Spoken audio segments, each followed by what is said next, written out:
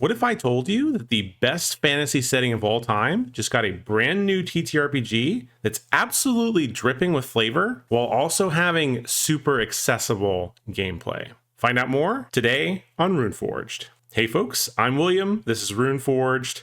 Welcome to the channel. Today we're going to be doing a quick first impressions of Cubicle 7's new Warhammer The Old World RPG. In the interest of full disclosure, while this is not a sponsored video, I did receive a free PDF copy of this book from the publisher, which of course I very much appreciate. As always, if you'd like to pick up a copy of this book for yourself, there will be links to do so down in the video description.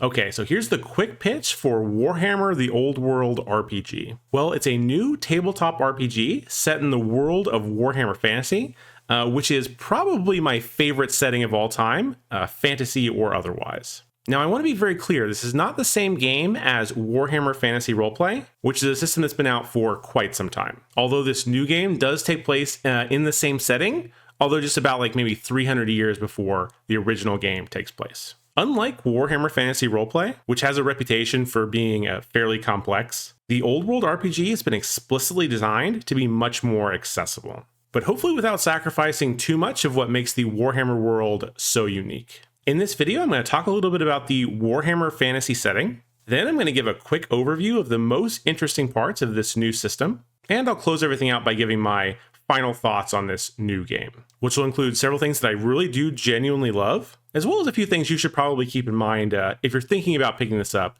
for yourself. And as always, there are timestamps down in the video description if you'd like to jump to a particular section. But without further ado, let's get into it. All right, let me give you a quick crash course into the world of Warhammer Fantasy.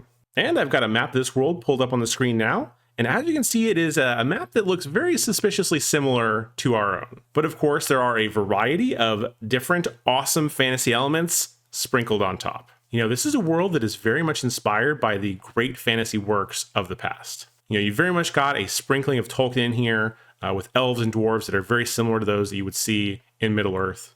You've also got a hint of like almost Lovecraftian horror in the Chaos Gods, whose wicked designs are constantly imperiling the mortal souls of this world.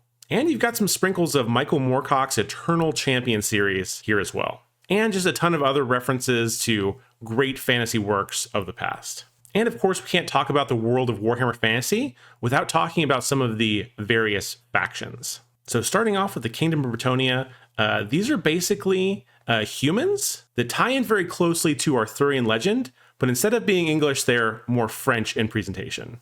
So they're all about honor and nobility and chivalry, and maybe oppressing a couple peasants or two along the way. Next, and perhaps most importantly to the setting that's going to be present in the book that we're discussing, is the Empire of Man. And you can very much think of them as kind of like a German Holy Roman Empire analog from roughly the Renaissance period of European history. So you've got this very cool mix of like kind of classic medieval technology in the form of like knights, but then you've also got like black powder weapons and of course magic thrown into the mix as well. And as I said, this is going to be the primary faction that you'll probably be dealing with in your games of Warhammer The Old World RPG. And I know a lot of people have expressed a lot of positive opinions about the Empire not just being your standard generic medieval fantasy faction. And they really like the inclusion of more Renaissance era tech and aesthetic kind of added on to their, base kit. Next, we've got the dwarves, the high elves, and the wood elves, who, as I alluded to earlier, are very similar to their Tolkienian cousins. But of course, everything about them is dialed up to 11. Now, all the factions that we've covered so far will make an appearance in the Warhammer Old World RPG. It's just other than the humans of the Empire of Man. These other factions are going to be a little bit more rare. But there are also a variety of more diabolical factions also at play. One of those being the Tomb Kings of Kimmery, which are essentially kind of an undead take on the ancient Egyptians. And of course, we've got the Forces of Chaos that I mentioned earlier. And Chaos is really broken down into a variety of different subfactions. The first of those being the Warriors of Chaos, which are basically humans who have sold their soul to the Chaos Gods in exchange for immense power. Next, we've got the Beastmen Brayherds, which are a twisted melding of man and beast, who occupy the dark and dangerous forests of the old world. And of course, the world of Warhammer would not be complete without orcs and goblins. In many ways, these are your prototypical greenskins. But actually, unlike other settings, and kind of surprisingly, they're actually fungi. and have a little bit of an English football hooligan aesthetic, but can also lean into a more serious tone if that's what you have planned for your game. In addition, there are a whole host of other factions in the old world, including the Lizardmen, who mostly live in what would be considered South America or South Africa in our world. And they are very much like Incan or Aztec-inspired Lizardmen.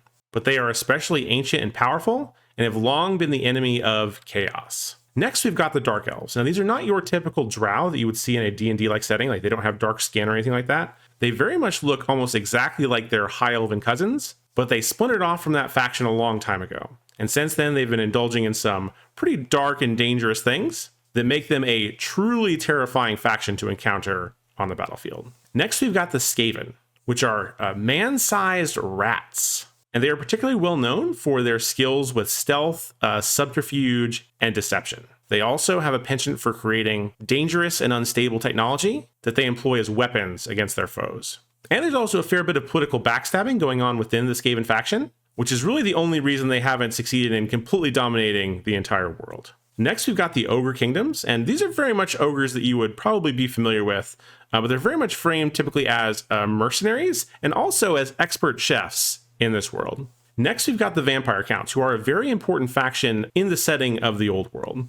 And these are very much your classic kind of Eastern European takes on like a Dracula type of vampire and their many legions. And they're very important to the immediate setting of the old world, which we'll talk about in just a bit. Next, we've got the Demons of Chaos. These are the actual supernatural forces of the gods of chaos, who they send down to the mortal world to do their bidding. And they're every bit as terrifying as you can imagine. Next, we've got the Chaos Dwarves, and these are very much the twisted and dark reflection of their dwarven cousins. Now, unlike the standard dwarves who don't really dabble in the realm of magic, Chaos Dwarves are expert sorcerers. And like their dwarven cousins, they have exceptional skill when it comes to creating new technology, which again, they leverage against their foes to devastating effect. And there are a couple of other factions, like Cathay, which is essentially Fantasy China, which I'm sure that we will see if the game continues on long enough. All right, so I've shown you the overall world of Warhammer Fantasy, as well as given you a very brief rundown of some of the most prominent factions in that world. But now let's come back to this new game, Warhammer the Old World RPG. And to do that, we're going to be zooming in on the Old World area of the overall world map. So if you look here in the upper left-hand corner, you will see the overall map of the Warhammer world, and also the zoom in on the section of the world that we're calling the Old World. And as you can see, the Empire faction that we discussed a little bit earlier is very much at the forefront of this part of the world. And if you can see this town here marked on the map, Talabheim, the starting city for this setting is going to be a somewhat smaller city very close to Talabheim named Talagad. And this is where the characters are going to be starting their adventure, at least if you follow the book as written. As you can see, the world of Warhammer is a truly massive place with tons of awesome factions. So there really are an infinite number of possibilities in terms of where you'll be able to go. And at long last, that drops us into the actual player's guide that we're going to be taking a look at today. I apologize for the preamble, but I think it's important that you understand the overall setting that the world takes place in order to truly appreciate what we're getting in this book. And it starts with this section, The Empire Divided. The Empire stands divided yet unyielding. Victory in the Vampire Wars ushered in an era of relative peace and prosperity, but it has not brought unity. Emboldened by overcoming the accursed Counts von Karstein, the Elector Counts who govern the cities and states fell into bickering. Unable to agree who should rule as emperor, they eye each other with suspicion, squabbling over petty borders, turning deaf ears to doomsayers and augurs alike. But the old world remains a dangerous place. Many hungry eyes look upon the divided empire and know their hour is close at hand. So yeah, already you're starting to get a picture of what this setting is going to be looking like in the game. Interestingly enough, this is actually an era of relative peace within the Empire, even if there are a variety of different political squabbles. So we talked a little bit about the vampires a little bit earlier in the video, and they have just suffered a devastating defeat at the hands of the Empire and have retreated off into the east and are not the significant threat that they were just a couple years ago. Also, this is a time period just before a great invasion by the forces of chaos, who, while not moving openly just yet, are planting the various different seeds around the Empire and making their plans and preparations for the invasion. And as you can see here, an absolutely gorgeous piece of art that I think really does capture the overall vibe of the setting, at this point in time. So we see this cool little river bridge here, and it looks like there's a different faction guarding each tower on both sides of the bridge. They're kind of like pointing each other with various different cannons. Looks like there's a little bit of a standoff going on here. But down here in the bottom left, we see this goblin scout who's probably greedily eyeing the goods that are on this boat that we see going down the river. So yeah, really good job of capturing the political division within the Empire, while also alluding to some of the greater threats that are lurking just out of view. And that brings us to the starting town of Talagad. There are dozens of towns like Talagad across the Empire, centers of trade and commerce, their walls offering safety, and teeming streets providing opportunities that cannot be found in far-flung villages. And yet, no two are exactly alike. A fortified port on the Talabek River, Talagad is a town of merchants and artisans, of thieves and vagabonds. Though a great deal of trade passes through, little of that wealth remains for long, for the town exists in the shadow of the mighty Talabheim, and the capital's nobility lay claim to every coin they can. As a result, few have time to spare for concerns beyond their immediate needs, and yet they should. And another fantastic piece of art that kind of showcases, what life might look like in one of these empire towns. And overall, I think this does a great job of capturing that overall vibe. And the description continues saying, "For there are terrors in the shadows, things that must go about their fell work in secrecy, for they know their hour, though close, has not yet come. Some are abominations so terrible that most cannot bring themselves to recognize them for what they are. Others are corrupted beasts or corrupted men and women who wear false smiles and tend their secrets with care. Some secrets cannot be learned, however, without them learning something of you in return. And an unfortunate few have stumbled into the plans of monsters. Drawn into a web of horrors, they are themselves marked, never to return to the quiet comforts of an ignorant life. They must resist this fate. For if they cannot overcome it, they will never know peace save that offered by the cold earth of Moor's gardens." Which, of course, is an allusion to the peace that can only be found in death. And once again, another phenomenal piece of artwork in this book, showcasing a battle between a group of heroes and, what looks to be maybe some sort of necromantic wizard and her cult of goons. So yeah, overall, in just 3 pages with relatively minimal amount of text, I think that does a decent job of introducing you to this setting. So again, very much a world on the verge of war, but not quite happening just yet. All right, let's dig a little bit into the character creation for this game. And we're going to go ahead and start off with Origin, which is basically this game's version of race or ancestry. And I want to draw your attention to this table called the Random Origin Table and everything it tells us about this game. First of all, you'll notice that there are only 6 origins, and they are very much your classics. So we've got Bretonnians and Empire, which are both factions of humans. Then we've got our classic dwarves, halflings, high elves, and wood elves. So again, this is very much your classic fantasy races. And I have to say, personally, this is very much right up my alley, as I'm not a huge fan of the fantasy zoo approach that more modern RPGs often take. But having said that, the world of Warhammer is very rich, as I showed you many of the factions previously, and there are plenty of opportunities to bring in more origins down the line. But I really appreciate that the core rules kind of limit it to these classic fantasy races, as that's really kind of the vibe that I like more in my games. And this section actually introduces one of my favorite things about character creation, and that is the game really does encourage you to roll these various different things randomly and reward you for accepting that result. But if you aren't a fan of what you rolled up, you can always choose something different on the list. You just lose out on some of the bonus XP that you would get from accepting the random result. And I actually really like the way that this table is kind of set up.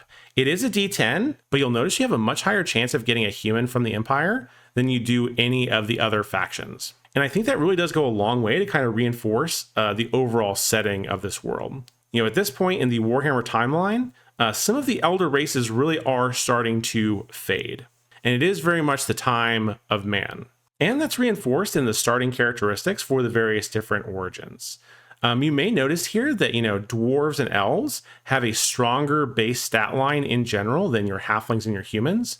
But that's offset by the fact that halflings and humans get a higher starting fate score. And that is very much a mechanical representation of what I was just talking about, with this being the age of humans, and the other races are starting to go into a decline. Now, we'll talk a little bit more about Fate later, and I do like it quite a bit, but I think this is a really nice way to blend the mechanical and the narrative weight of the world, and I just think this is really well executed. Diving a little bit more into the various different origin options, here you can see kind of the starting kits that each origin starts with.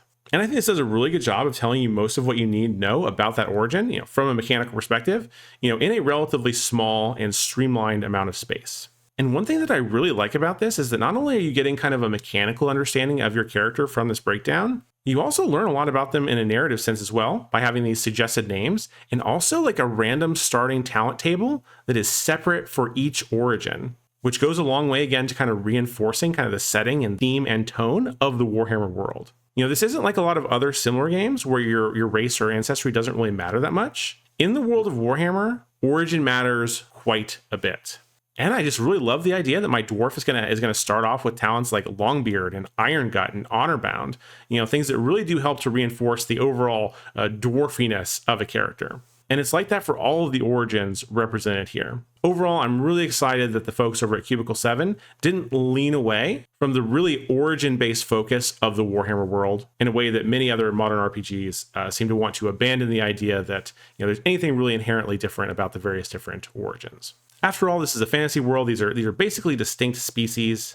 And I have to admit, I am a fan of my classic fantasy tropes, and I like the fact that the mechanics are, reinforcing that narrative decision. All right, next let's talk a little bit about careers, which are basically this game's equivalent of classes, although they are a little bit different. I think it's also really important to call out that each one of the careers has a different status in the world, and these are broken down in different tiers. You've got brass, silver, and gold. So the brass characters are the unwashed masses of the old world. The silver characters are more like skilled artisans, educated scholars, or something along those lines.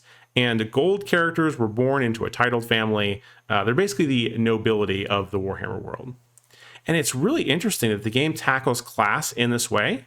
And I think it actually has a pretty elegant system for figuring out your character's kind of role in society, as well as the resources that they're able to leverage, both at the start of the game and after each subsequent adventure, that tie in very nicely with their overall kind of status. And there's also an option where you can live your life in disgrace, which is basically you accept a lower level of status in exchange again for some additional experience points that you get during the character creation process. And I just thought that was a really cool idea that again gives some mechanical weight to some of these narrative decisions. Very, very cool. Moving over to the right-hand side of the page over here, you can see the absolute vast variety of careers that are available in this player's guide. I'm not going to go through all of these one at a time, but we are going to take a look at a couple that I think are, the most appealing to me and maybe show off a little bit of the variety of the careers.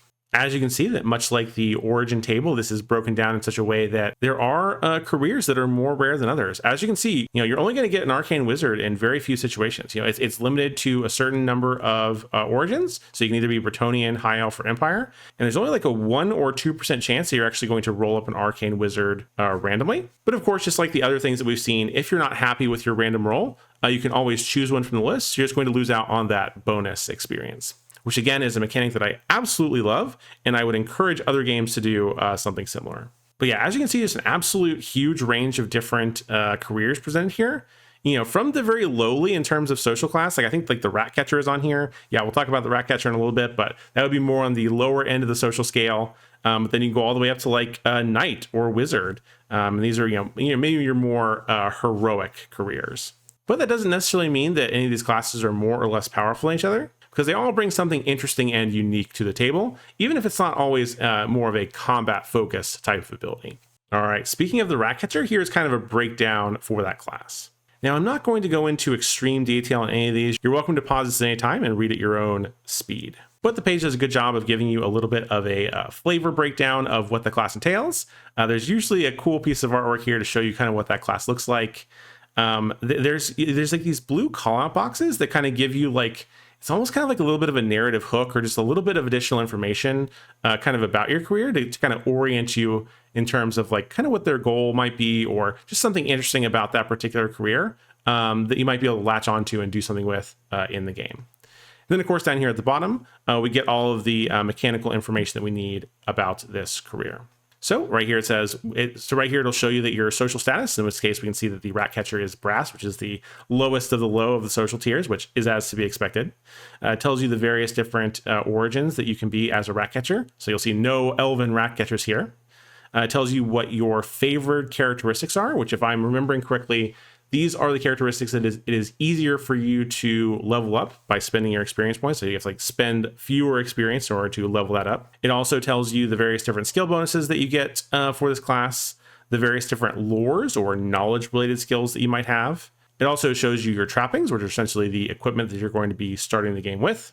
It also lists your assets, which are kind of similar to trappings, but maybe a little bit more abstract. And also every career gets a list of contacts, or at least the type of contacts that they would most likely know, kind of based on their career. So you won't see Ratcatchers being, rubbing elbows with the nobility, but they do integrate pretty well with the common folk as well as wanderers and wastrels. And I think we'll talk a little bit more about contacts later in the video. Finally, it also tells you what your career talent is. And in this case, the Ratcatcher is very adept at setting traps, which makes perfect sense. And I just really like that each career gets at least one unique starting talent that kind of sets it apart from the other careers. Next, we've got something a little bit more on the heroic side of things with the Knight Exile. Now, this is going to be a Bretonnian knight who has somehow fallen into disfavor. And I have to say that I am a huge fan of Bretonnia, maybe somewhat of an unpopular opinion, but I actually like them quite a bit more than I do the Empire. And I'm glad to see some Bretonnian representation in this book. And I've always just very much loved the idea of kind of a knight in exile, questing knight, who's kind of removed themselves or been removed from courtly life and is now out on the road, doing the best they can to survive and help people along the way. And their career talent is the Exile's Vow. Only through great heroic deeds can you hope to reclaim your honor. When you defeat a champion or monstrosity with a melee attack, all attack tests you make for the rest of the battle are glorious. And glorious is basically just this game's version of advantage.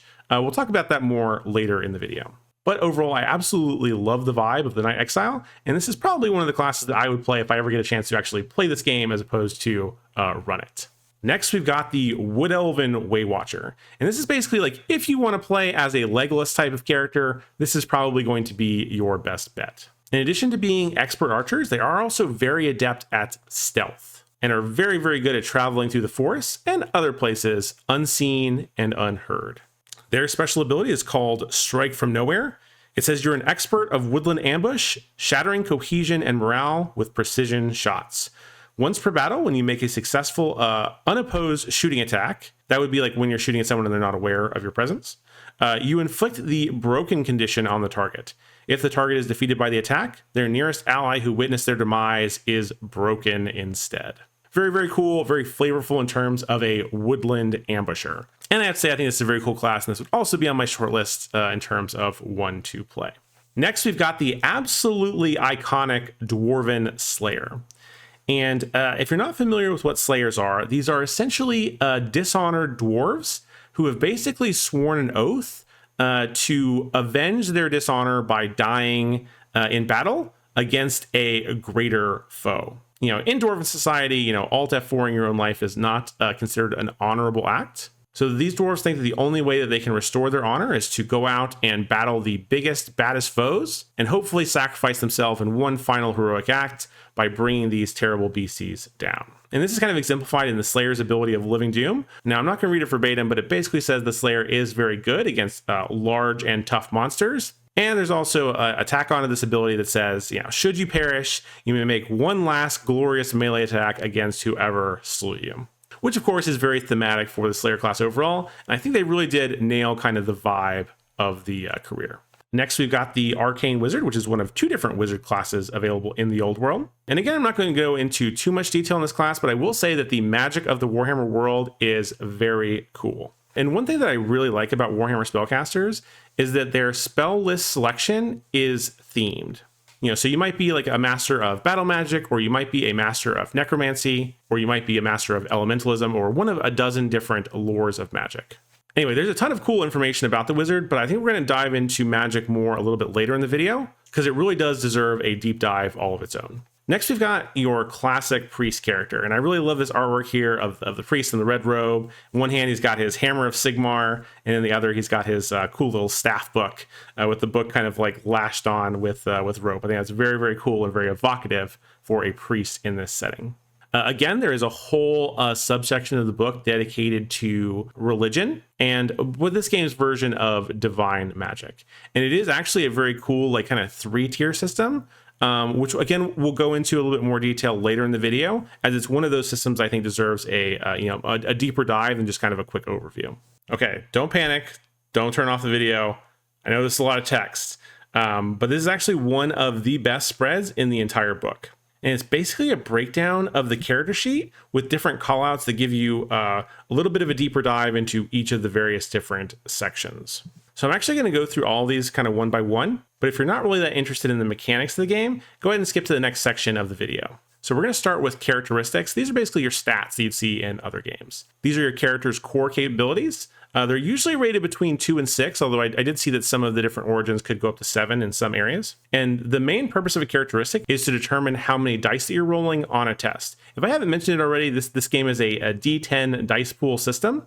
So very different from the D100 mechanic that you see in a Warhammer Fantasy roleplay. So initially, your characteristics are going to be determined by your origin, but they can be increased by spending the appropriate amount of XP. And for those of you who have played Warhammer in the past, a lot of these are going to look very familiar. So you've got weapon skill, which is basically your capacity in close combat. You've got your ballistic skill, which is for range combat. Strength is your raw power and might. Toughness is your ability to resist injuries or to shrug off blows. It kind of functions like armor in that way. You've also got initiative, which is both your attention to detail and your deftness. You've got agility, which is used for moving quickly and quietly. You've also got reason, which is your strength of mind and memory. And finally, fellowship, which is your ability to influence others. So that's 8 different ability scores. Now, normally this would be more than I really like. 6 is really the max for me, and I kind of prefer 3 or 4. But I also understand this game is kind of bound by tradition to some extent, because it is trying to incorporate, the things that make Warhammer uniquely Warhammer. I do also appreciate that initiative and agility have kind of been broken out from one another. You definitely have a tendency to see dexterity kind of being the god stat, being used for attack rolls now with finesse weapons, being used to buff your armor class, as well as for a ton of different skills and saving throws. And I can appreciate the folks of Cubicle 7 wanting to break those things out and maybe separate that power level up amongst a couple of different stats. Overall, I do not have any complaints about the characteristics. Next, let's talk about skills. These are learned or practiced specialisms rated between 2 and 6. And again, there might be situations where it can go higher. Let me briefly talk through the core mechanic for this game.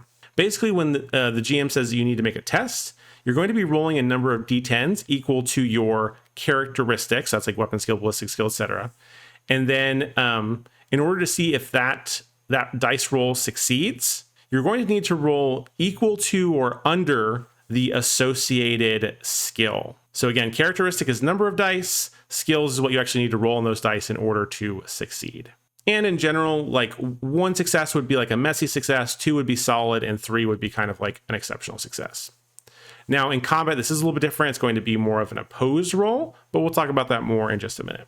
So again, skills determine what you need to roll on D10s in order for that one particular die to be considered a success. And unlike characteristics, which are directly increased by spending XP, you actually level up your skills in this game by failing at various different downtime activities. And that creates this really interesting curve where you're probably getting skills at a much higher rate earlier in the game. You will reach a kind of a point of diminishing returns where your skills get so high that you're just unlikely to fail in your downtime activities, and they're not leveling up as quickly. And I just think that's a really interesting dynamic. I'd be curious to see how that actually plays out at the table, but I don't hate the idea off the bat.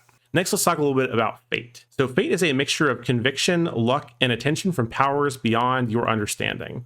May be spent temporarily for short-term advantage, such as making a test glorious. Again, this is this game's version of advantage, allowing you to re-roll any dice that are not successes. You can burn fate permanently for significant twists of fortune. And I actually really like this mechanic. I know there's a lot of people out there that are not huge fans of metacurrency, but I like them.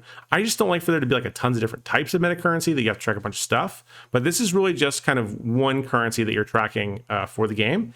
And I love the idea of spending a fate point versus burning a fate point. I think specifically like burning a fate point to get like a really powerful effect is just a really cool idea. I'm sure that there are some game out there that already does this, but this is new to me. Definitely let me know down in the comments if you know of other games where there's one meta currency and you can either spend it for a minor effect or burn it for a major effect. I'd be curious to know. Next, we've got XP, which is your experience points. These are going to be gained through play and through choices made in character creation. And you can spend these to increase your characteristics or gain new talents, which we'll talk about in just a second.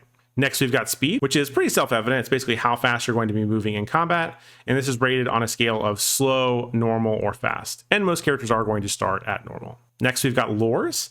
Your character's specialist knowledge may provide bonus dice, let you test when others can't, or circumvent a test entirely. You gain more lores using the Study Lore Endeavor, which is endeavors are this game's version of downtime activities. I like that this seems to be a little bit more of a robust system than just adding bonuses to your rolls for like various different knowledge checks. And I really like the idea of, being able to test on something when others can't, which is a house rule that I use in D&D all the time. I say like, you can only roll on this if you're proficient, or maybe even circumvent a test entirely, which I think is absolutely plausible and reasonable within the fiction. Next, we've got talents, which are unusual quirks and techniques that provide special bonuses or unique options.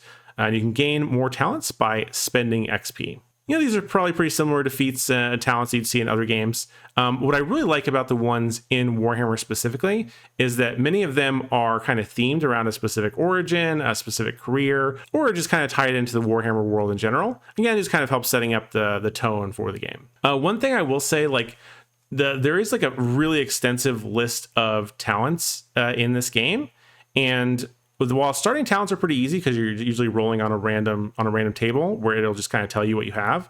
When you're picking talents at later levels, there are a lot of them, and I'm concerned that there are so many that there are a lot of players that aren't going to want to read through that entire list. And I wish there was a little bit better categorization of those talents, or maybe suggested talents for different archetypes that would help players out who don't really want to read through maybe 8 pages of different talents in order to find something that is beneficial for their character. All right, next there's a spot for weapons. As you might expect, weapons are used on attack tests. The weapon that you start with is going to be determined by your chosen career. And as you might expect, new coins can be purchased by spending coin, which we'll talk more about in just a minute, or I would assume, although it's not listed here, found out while you are adventuring. Hey, and the next section here is going to be coin and status. So these are resources that you can spend on trapping those services, and status is your position in the social hierarchy of the old world. At the start of the adventure, circle 3 boxes equivalent to your status. Tick those boxes as you spend the corresponding coin. You can acquire additional coin by stealing, looting, gambling, or by using the bank money or prolonged labor endeavors, which again is the downtime system for this game. So this is kind of like an abstracted currency system. I know there are a lot of people that aren't big fans of that, but personally, I'm not really a big fan of tracking hundreds or thousands of gold pieces or various different currencies of different types. I really do probably need to play it in order to have a really good understanding of how the system works, but on paper, I'm totally fine with you start with 3 coin, you get 3 more coin after each adventure, and you go from there. I think that's a perfectly reasonable way to handle currency in a game. I'm just not super worried about currency as part of my gameplay experience. It's just not a huge factor in my games. All right, next we've got resilience and protection. This is kind of like the defensive end of the combat equation. This is your character's resistance to injury. Protection is your dice pool used to oppose enemy attacks. You're going to most often be using athletics, but sometimes you will use your defense skill if that is better. Damage that exceeds your resilience inflicts a wound. Damage equal to or less than your resilience inflicts the staggered condition instead. Resilience is equal to your toughness rating, but can be increased by wearing armor. All right, so this is very much the second half of the combat equation. So when you're rolling to hit, you're going to be rolling a number of dice equal to your characteristic, either your weapon skill or ballistic skill usually. And then you're going to be looking at your appropriate skill. So that might be, either melee or shooting. And that will tell you how many of those dice happen to score hits. So once you roll those dice, you'll get a certain number of successes. Then your opponent will roll an opposed check, either using their athletics or defense skill. But basically, when all said is done, you're basically going to be comparing the results. And if the defender wins, if they're hit, but the damage is not enough to go through kind of their defenses, then they're not going to take any damage per se, but they are going to get the staggered condition. So the staggered condition is really interesting because I don't think it does anything by itself, but if you get staggered again while already staggered, the defender gets to choose between being pushed back if there's a space for them to go, or being knocked down. So there's like a little bit of give here. Like it's just not like a pure binary of you hit and do damage, or you miss and do nothing. I do actually really like that kind of breakdown. All right, moving on to wounds, which is probably one of the most interesting parts of this game's combat system. Wounds and conditions, debilitating effects inflicted by enemy attacks or environmental hazards. Your character acquires wounds and conditions in play. Some are easily recovered from, others have a lasting scar. It's not mentioned here, and we'll go into more detail a little bit later, but if you actually take damage from an attack, there are no hit points in this game. Basically, every time that you take a wound, you're going to be rolling on this very nasty wound chart that gets progressively more and more nasty the more untreated wounds you've incurred. So things can get very deadly very quickly. And even if you don't die outright, there are a number of really nasty injuries that you can sustain, very early in a fight if you get hit. So it's not like other games where you have this big pool of hit points and you don't actually start seeing any effects from that damage until you reach 0. And again, we'll go into more detail a bit later in the video, but that's kind of like a broad overview of how wounds work. Next, we've got trappings. These are your character's equipment and possessions and are initially determined by your career. Then we've got contacts, which are influential NPCs your character has a useful relationship with.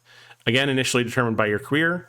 New contacts can only be acquired by earning their patronage on an adventure. And if I haven't talked about it already, I think contacts are very, very cool. The game has actually specific NPCs it has listed later in the book. So it has actually names and occupations and desires for these various different actual characters that exist in the world. And it is possible for multiple characters to actually have the same contact, which I've heard in other reviews people don't like as much. I think it actually adds a lot of realism to the world, and it makes it feel like an actual real place where there's actual networks and connections that are happening. So I actually like that quite a bit. Next, we've got the magic and spells section. I'm not going to spend a ton of time on this because we're going to do a deeper dive on this a little bit later in the video, but just know this is where you are jotting down all of your magic related stuff. Next is a space for other characters. These are the names of your other PCs in your group and the relationship that you have with each of them. Next, we've got the Grim Portent, which is another one of the cool features from this game. This is the inciting incident that bound you and your party together and how you intend to combat the villain responsible. So again, I think we're going to go into a little bit more detail on this later in the video. But I really like the idea of this Grim Portent. It's this shared inciting incident that all the player characters are involved with. If one, it gives a very clear reason for the group to be together, even if they wouldn't necessarily come together through more organic means. And it provides a little bit of direction for at least the early part of the campaign, as the characters are kind of dealing with this, I guess, kind of like shared trauma and figuring out the best way to deal with it. And it also plays into kind of like what we talked about a little bit earlier. And like this, the world is in a relative era of peace, at least people think, but there are definitely dark and terrible things kind of bubbling just under the surface. And the characters are amongst the first people to kind of realize what is going on in the world. And it really is up to them to stop it, which in my opinion is the correct amount of heroism for a game like this. I do want to point out, like, the Warhammer Fantasy roleplay game is a little bit grimmer and a little bit more dark than what we've seen so far in this new book. So there is like a slight difference in tone, with this game being a little bit more heroic than Warhammer, which personally I'm a big fan of. I prefer the noble dark genre to the grimdark genre. I think this setting actually really does lean more into the noble dark side of things, which is something I enjoy. Next, we've got exacting test progress. Exacting tests are basically tests that you're going to require multiple successes on, perhaps over the course of multiple turns. Exacting tests are tests that could be dragged out over multiple turns, maybe you need multiple successes. And this is just a place where you can track how many you've gotten for a certain task. Most notably, spellcasting in this game, at least arcane spellcasting, is an exacting test. So you have a chance over multiple turns to cast a spell. So you might not just fail the first time and then not be able to cast it again. Arcane spellcasting in this game is an exacting test. So even if you aren't able to successfully cast the spell that you want on the first turn you try it, you may be able to accumulate enough successes over the course of the battle in order to get that spell off. Again, we're going to go into spellcasting in more detail later in the video. Next, we've got clues and insights. This is basically just a place on your character sheet where you can mark down important information. that you've discovered on your travels. There's very much like an investigative side to this game, almost like kind of a mystery. And you can see how that would tie into the Grim Portent. You've experienced this really terrible event. You might be trying to track down this person or more details about what they or their group are up to, stuff like that. And this is a place on your character sheet where you can jot down that info. And finally, there's a section here for favors owed, which are debts owed to and from important NPCs, such as those gained through the aid contact endeavor. So I don't know if we're going to go into the downtime activities too much in this video, but just know there is a very robust downtime system that ties in pretty heavily with the rest of the game, including advancement on things like skills. So pretty cool system, but too much to cover in the course of this one video. So hopefully you bore with me through the character sheet here. Tons of really good information on this page. And I actually wish that every TTRPG had a page like this fairly early in the book. I think it does a really good job of kind of summarizing the key concepts that you need to understand as you're reading through the rest of the rules. So we're going to talk a little bit more about the mechanics for the game. I'm not really going to go into a ton of detail. Feel free to pause and read through at your own leisure. But really, this is just kind of a quick skim through. In terms of the core mechanic, I really do like it. I think it's fairly simple and intuitive, especially coming from a game that's a little bit more complicated like Warhammer Fantasy Roleplay. And while I think it is fairly simple, it does also have quite a bit of depth to it as well. And it also incorporates like the several different levels of success that you're frequently seeing in more modern RPGs. So you can range from total failure, you have marginal success, which is success with a complication. You've got success, which is just you do the thing you want to do. And then you've got a total success, where you do the thing you want to do plus a little bit extra. And if you've been playing tabletop RPGs for a while, I'm sure you've encountered this or a very similar system in other games. But I think it is particularly well executed here, and I like the variety of different outcomes that you can get with most roles. Next, I want to talk a little bit more about combat in this game.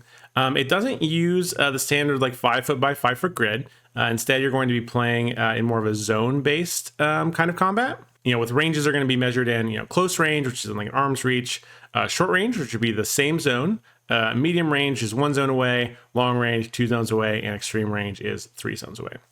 Now, I have to say that personally, I'm not a huge fan of zones. It's probably one of my least favorite aspects of the old world RPG. I'm a huge fan of the 5x5 grid. I know that there are issues with it in terms of not measuring distances precisely, and some people just think it's like too much tracking or whatever. Other people think it's a little bit too fiddly, and they really don't like the experience of being just 5 feet out of range or whatever. But personally, I just find it easier to manage. There doesn't really need to be a whole lot of discussion at the table. Either you're in range or out of range. Most GM resources at this point, like most of the maps that are currently out there and available, online, because D&D runs 5 foot squares, most of the maps out there are made for 5 foot squares. And it really would just be more work to turn those into zones. So yeah, this is not a huge positive for me, but there's probably a pretty easy way for me to actually just to turn the distances into squares and maybe just say that each zone is like 30 feet or something like that. But yeah, I don't think there's anything inherently wrong with zones. It just doesn't really mesh well with my preferred style of play. Again, I'm not going to go into super detail about the combat system itself.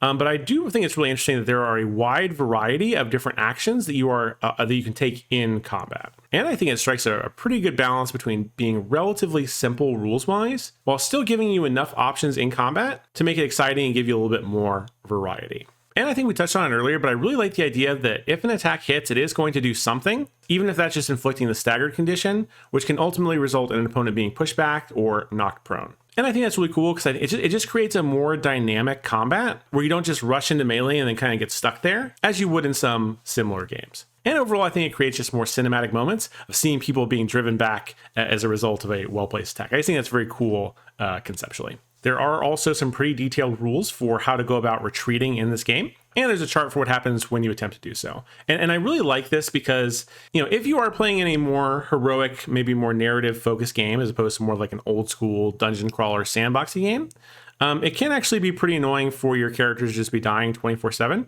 But you still want the characters to feel some sort of negative impact when they lose an engagement. And I think the retreat rules here do a pretty good job of not only enforcing that idea that you can lose without necessarily having your character die, but also gives quite a bit of variety in terms of the way in which they might suffer as a result of that loss. And again, I think I like this system so much because it does feel very cinematic in a way. You often see situations in movies where the heroes have to try and run away, but they suffer some sort of setback when they try to do that. Or, one character stays back and acts as the rear guard while the others escape. And I just think that creates really cool moments. And I think that this game does a really good job of translating those kind of cinematic moments into mechanics and things that you'll see much more frequently in your own game because they're kind of baked into the rules. Next, I want to talk a little bit more about wounds and conditions, which again, I think is one of the most interesting parts of this game. There isn't really a mechanic like hit points in this game. Well, there are for there are for monsters, like lower level creatures, like minions and stuff. But the heroes, when they suffer an injury, it's not just ticking off a box on your character sheet. It's actually going to result in a roll on the wounds table. So here is the wounds chart in all of its glory, and it basically tells you what's going to happen to you, depending on what the enemy rolls when they're trying to wound you. So it tells you the result, like the specific wound that you suffer. And then it gives you a description of what that wound does, as well as how you can go about healing it. And healing can be anything from just taking a few seconds to catch your breath, to something that requires surgery and tons of bed rest. And of course, there are some wounds that you simply cannot recover from, which is why there is no option here for healing. And there are a lot of things that I really love about this table. So basically, each time you take a wound, you're going to be rolling a d10 and consulting the table. So that means that on your first wound, pretty much the worst thing that's going to happen to you is a crushed rib, which is a hideous crunch from your rib cage, heralds a burst of pain. Your next test is grim. Until this wound is treated, you suffer the drained condition, and it can be solved by just getting a good night's rest. Now, what I really like about this is that the first wound that you suffer is going to be 1d10, but each time you take another wound, you're going to be adding an additional d10 for each untreated wound you currently are suffering from. And as you can see, you can start dying on results of 24. This means that like the third wound that hits you, you are now officially in the territory where you can be one shot from this point onwards. I think that's a really cool way to do the table because, when I'm playing a game like this that is a little bit more heroic, a little bit more narrative, I don't want the players to be just one shot, but I do like the idea that those initial hits still have some impact on them. I just really like the idea that the first couple hits, like they're gonna do damage to you, and they might even leave you in a really bad condition, but you're not actually at risk of dying until you've got about 2 untreated wounds, and then you get hit with a third. And even then, you'd have to be pretty unlucky to die as a result of those 3 wounds. But the more wounds you take, the more likely it is that you're going to get a lethal result on the table. And I just think that the system is really well designed from the perspective of being heroic, but still very gritty. Now, I will say that one thing that I am concerned about with this system, these are a lot of different outcomes, and these are fairly lengthy descriptions for what is wrong with your character after you take one of these wounds. And I'm a little bit concerned that tracking multiple wounds over the course of a single day might get a little bit tedious for players. And I'm wondering how much referencing there's going to need to be to this table. I almost feel like every player is going to need a copy of this wounds table, and they're going to need to circle the ones that are currently active on themselves. And that just seems like a lot of extra real estate on the table that may make it a little bit unwieldy to use in a real life situation. But I need to point out I have not played the system yet, so maybe it's a lot more simple to track than I'm giving it credit for. Also down here at the bottom right, there's a little bit of information, a little bit of a preview for what's going to be coming in the Game Master's Guide for how wounds interact with monsters. So it's saying that kind of the lower level monsters, your minions and brutes. So basically minions, these are like your low level creatures that relative to the party level. If you hit them once and you wound them, they're going to go down. There's no rolling on this wounds table. Brutes are a little bit stronger, and they basically, from what I'm gathering here, is they have a set number of wounds, and once you deal that number of wounds, they die, and again, they don't need to roll on this table. But for champion level enemies, they are basically treated like player characters, and the fact they are going to be rolling on this table. That could be kind of onerous for the GM to be tracking wounds, especially if they're playing as multiple different champion level characters at the same time. I think that could be kind of tedious to track. And apparently monstrosities, which are kind of like the big monsters or beasts or whatever, they have like their own kind of wound tables. And it says here that, some of them might even get stronger as they get injured, it's a really cool idea. And I'm curious to see, I'm curious to see specific examples of different creatures and what their wound tables look like. I think there's a lot of opportunity for very interesting encounters that kind of escalate based on the amount of wounds that a monster has taken. So overall, I think this is a really cool system. I like the idea of it on paper. I am a little bit worried about the amount of tracking that's going to be required in practice, but we'll have to wait and see whether that concern is well-founded. Next, we've got a section here for the Blessings of the Gods, which is basically this game's version of divine magic. Again, I'm not going to go into super detail. Feel free to pause and read at your own leisure. But one thing I really do like about this system is that it's broken up into 3 different tiers. Starting with favor, which is just like you are so devout that your god has noticed you and they favor you in some way. And this is basically going to be like a relatively minor benefit, but it is specific to the god that you are most aligned with. So there are like a wide variety of different effects you can get as a result of having favor. Prayers would be the next tier up, and this is more like your standard kind of divine spellcasting. And again, each god has their own list of prayers that you can say, and each god has their own list of prayers and what benefits those prayers have on the game. And again, there's like a pretty big variety of different effects depending on which god you are associated with. Finally, the third tier is miracles. And these are the really big boy powers that are associated with divine faith. And basically, these are effects that are so incredibly powerful that you can only use them a single time, at least until you purchase the faith talent for an additional time. And I just think this is a really great breakdown of abilities, and it does a really good job of integrating the religion of the setting, more deeply into the mechanics of the game. So you don't need to be like a priestly character in order to pick up the favored talent. And I think that reflects what we see in fiction, especially like mythological fiction, very, very closely. It's not just priests that have the favor of the gods, but any particularly devout individual or ones that otherwise serve that god's purpose. But then there are multiple other tiers of power beyond that in the prayers and miracles. And I just think it's a really cool breakdown for this type of system, and not one that I've seen in other games. I especially love the idea of miracles that can only be used once per time that they're purchased, because I really love the idea of kind of saving up this huge ability for exactly the right moment and using it and hopefully turning the tide of battle in your favor. I just think that's a great cinematic moment. And there's also some additional guidance for how you can roleplay as a devout character of a particular god, which I think is spot on and, again, very much reinforces the tone and setting of the game. And here's an example of one of the gods you'll be able to choose from. This is Sigmar, who I believe is like the main god of the Empire. If he's not at this point in the timeline, it will become that a little bit later down the line. And this is basically the god emperor of mankind who was at one point mortal, but has since then achieved godhood through his various different heroic acts. And again, you can see the strictures of Sigmar here. It says, obey your orders. So this is a very lawful god. Aid dwarf folk and never do them harm, because in his life, Sigmar was a steadfast ally of the dwarves, which I'm a huge fan of. He says, promote the unity of the empire. So, again, lawful community wants to unite the realm. Bear true allegiance to the imperial throne. Okay. And then show no mercy to orcs and their kin, the worshippers of dark gods, or to foul witches. And of course, these were the primary enemies that Sigmar was facing up against in his time. So again, all this follows very naturally from the lore of the game. And I think is a great way to very briefly condense down the core tenets of the Sigmar religion. And of course, it gives you a little bit of information about what you get when you get the favor of Sigmar. It says, those favored by Sigmar are possessed of a righteous heart and a strong will. Once per battle, recover from the staggered condition on your turn without using an action. Additionally, any hammer you wield, be it a mighty warhammer or a humble carpenter's mallet, inflicts +1 damage. Again, short, sweet, telling you exactly what you need, and again, very thematic to the ideal of Sigmar.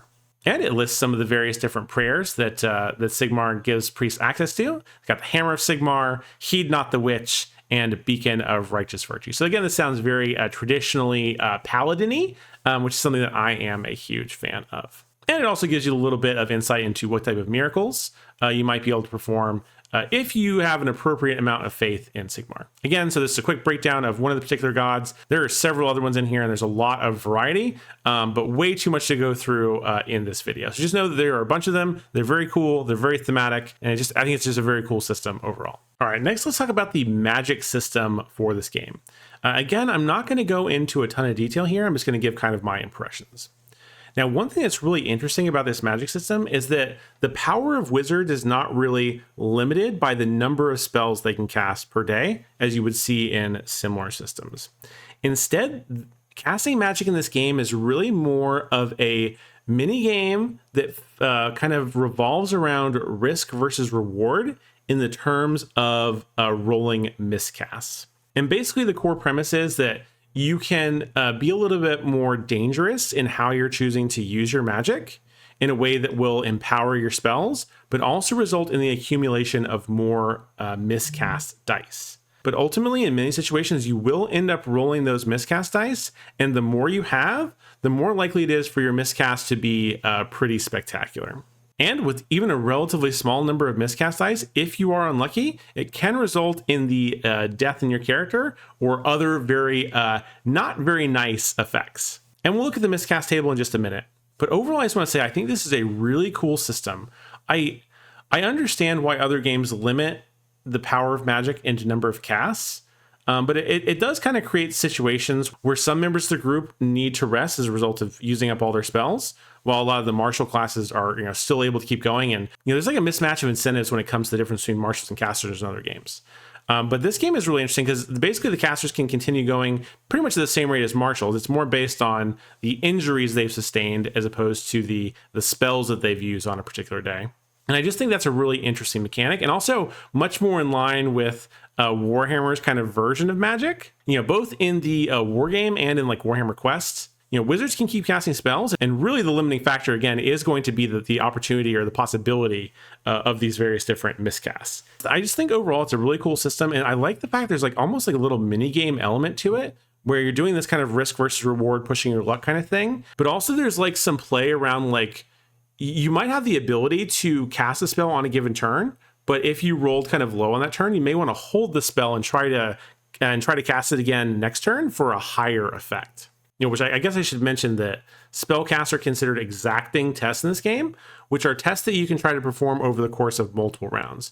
So if you start trying to cast a spell on turn 1 and you don't get it, you can keep your progress and store it until you're ultimately able to get that spell off. But again, that could come at the cost of additional miscast dice, which are very scary. So there are some like really interesting like tactical decisions to be made when you're playing like a spellcaster in this game. And I've never seen a magic system that works quite in this way, and I find it very intriguing. And here we can see a quick look at the miscast table. And again, this kind of works in a similar way to the wounds chart. If you've only got like one miscast dice that you need to roll, the worst thing that can happen to you is that all fresh food within long range is spoiled, which is an impact. It's cool, it's flavorful. It might have an impact on your game if you run out of food. That could be bad. But ultimately, that result is not too terrible. But if you start racking up multiple different miscasts, you can see that the worst thing on this chart is going to be a 38. I think it's basically like a huge explosion. Yeah, it's an explosion, you're dead, and you're not coming back because your body is just like dust at that point. And that kicks in on a result of a 38 or higher. So that means that if you're ever at the point where you have 4 miscast dice that you have to roll, you are definitely in the zone for a really bad time. Now, you'd have to be a little bit unlucky to get a 38 on 40-10. That's actually like pretty unlikely given how distribution works. But it is possible. And again, that kind of feeds into the overall risk reward of the spellcasting system in this game. Do you try to push your luck, knowing that it's very unlikely that you're going to get a truly terrible result? Or do you play it a little bit more cautiously and maybe keep your character alive for just a little bit longer? I just think it's a cool dichotomy, and I'm really interested to see how this actually ends up playing out at the table. Also, this game does another thing that I think is really interesting, and I have seen this in other games. I think Fabula Ultima is probably the one that I'm thinking of most recently, but it has a breakdown between formal spells and improvised spells. And I think this solves a really interesting conundrum that I have about magic in fantasy games. And that is that, on the one hand, the spells that are being used on a regular basis, I want those spells to be relatively formalized. And I don't want there to be a lot of wiggle room in terms of the mechanics for those spells. We're using them all the time. I don't really want to have to be making judgment calls about how certain spells work if they're going to be used like multiple times per combat. I'd rather they have a very clear mechanical impact and we just kind of go from there. But on the other hand, from a more narrative side of things, it's kind of lame if magic isn't able to do cool, creative stuff. And I think that's where the improvised part of the spell system in this game comes in. It's basically looking at the magical powers that a wizard has, and they can use some creativity to determine what the effect of that spell should be.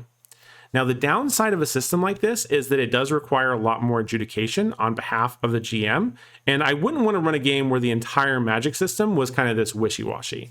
But The fact that it is kind of its own separate system, I think they're pretty decent rules for putting some guidelines around the power level of these various different spells at the various different wizard levels.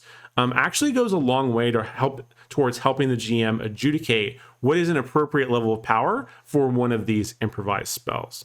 And also because there are formal spells in the game that are much more structured and mechanical, normally those are the spells being cast. And that really leaves these improvised spells to being more like for special occasions and stuff, and not the main workhorses of the wizard's arsenal. And overall, I think it's a really cool breakdown of magic in the world that solves both of these various different issues that that I sometimes run into in my games. And here's a quick look at some of the spells for the battle magic lore of magic. And again, I'm not going to dig into any of these in any particular detail, but feel free to pause and take a look at what there is available. And I will point out this is probably the most generic of the various different magical lore. So if you're looking at these and you're like, these seem like not that exciting. One, there are plenty of people out there who kind of like the more straightforward spells. I think myself included. But two, there are a variety of different lores of magic, and some of them do get pretty wild. So again, these would be the more formal spells for the Battle Magic School. And this is the rules for how to handle the adjudication of improvised battle magic spells. So I really do like the fact that each different lore of magic kind of gets its own section here, and specific guidelines about how you can handle those improvised situations. And before we kind of launch into my final thoughts on Warhammer the Old World, I did want to point out that there was an absolute ton of stuff in this book that I just didn't have time to cover. So I didn't really get to go into much detail on the equipment side of things, like the trappings, the services, assets. We didn't get to talk about the rules for mounts, vehicles, investigation, exploration. There's a huge downtime system in this game, which I think is absolutely amazing. And then, of course, there's a whole section at the end of the book that gives you more setting information about the old world. And that's kind of a more detailed look at the setting information that I gave you at the beginning of the video. But overall, just an absolute ton of stuff in this book. Unfortunately, not enough time to cover it all. But yeah, I just wanted you to know that there's a lot more stuff that we were not able to cover in this video.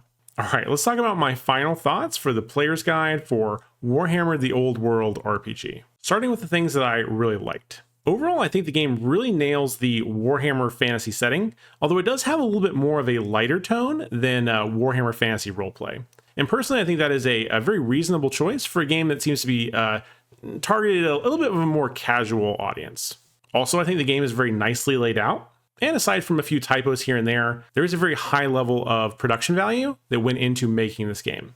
In particular, I really like that page very early in the book that gave a breakdown of the character sheet, as well as different callouts for the various different important sections on that sheet. I just felt like it was a really good high-level introduction to the game's mechanics. And I think that every new TTRPG system should have a page like that somewhere early in their book, so that people can get a better idea of the overall mechanics for the game. I also really like the way the game handles origin and careers.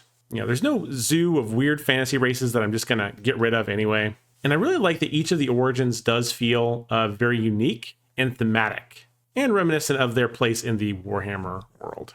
And of course, there is a pretty big variety in terms of career, but not enough to feel overwhelming. And this is only helped by the fact that players are encouraged to roll both their origin and their career randomly, as they are rewarded with additional XP for doing so.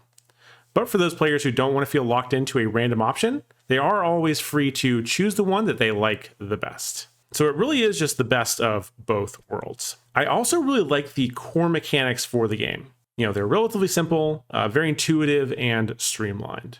So I have to say that I am a pretty big fan of that mechanic. I also really like the inclusion of the fate metacurrency. I especially like how you can choose between spending a fate to get a more minor effect versus burning a fate permanently to create a truly game-changing outcome. Like I said, I'm sure this mechanic has been used elsewhere, but it's the first time I've seen it, and I think it is a really great way of getting a little bit more variety out of a single metacurrency.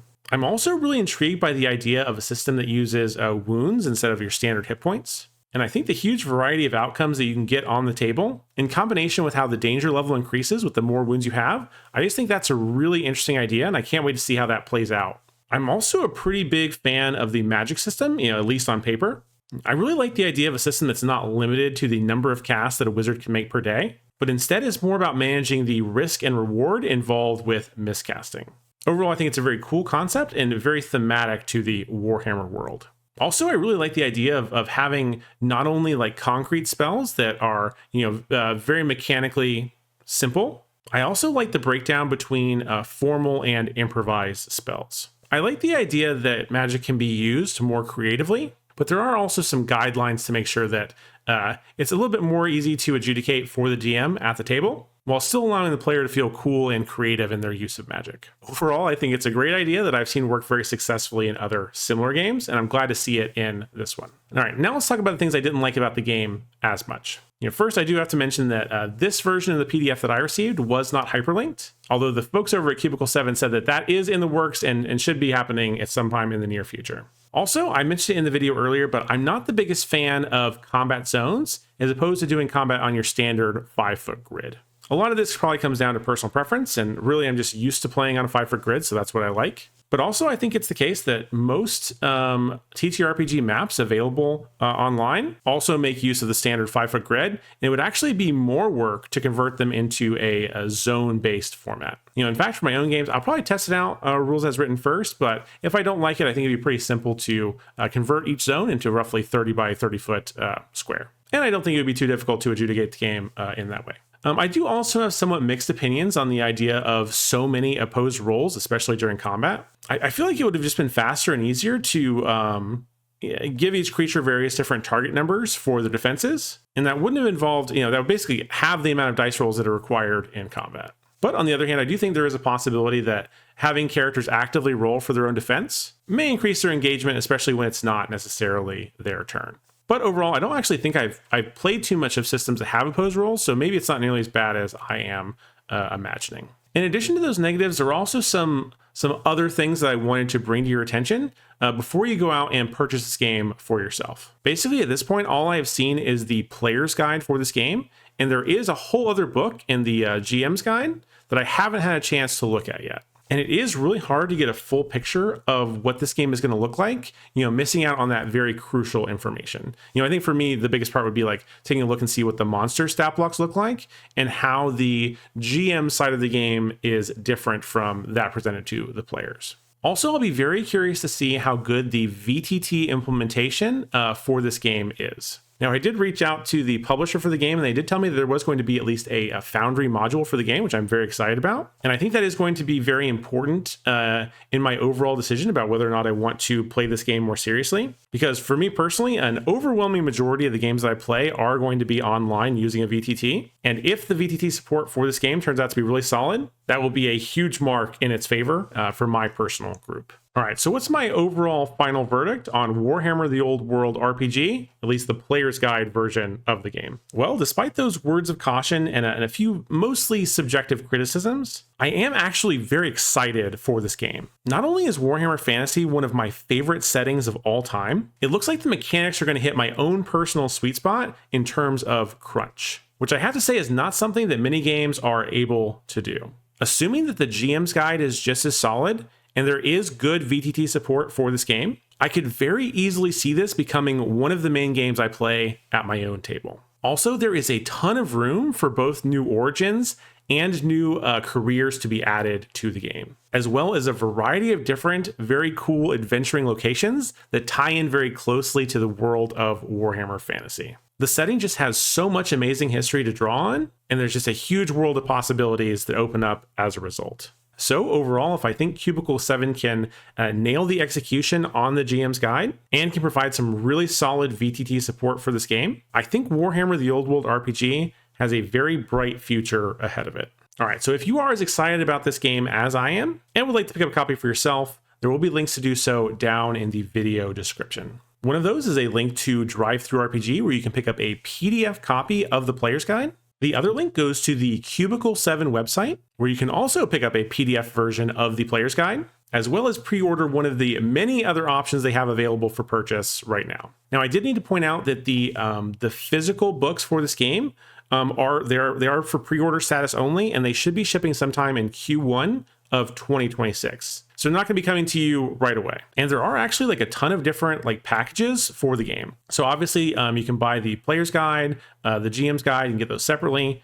Or there are several different bundles on here that include not only the core rulebooks, but a ton of extras as well, So for example, if we go into the Super Backer bundle here, we can see that it comes with the core rulebooks. It's got a little pad for character sheets, a very awesome looking map of the old world region of Warhammer, as well as various different cards and dice as well that kind of fit in thematically with the game. And there's also a collector's edition of the core rulebooks with some alternate, very cool looking covers, as well as a nice looking slipcase.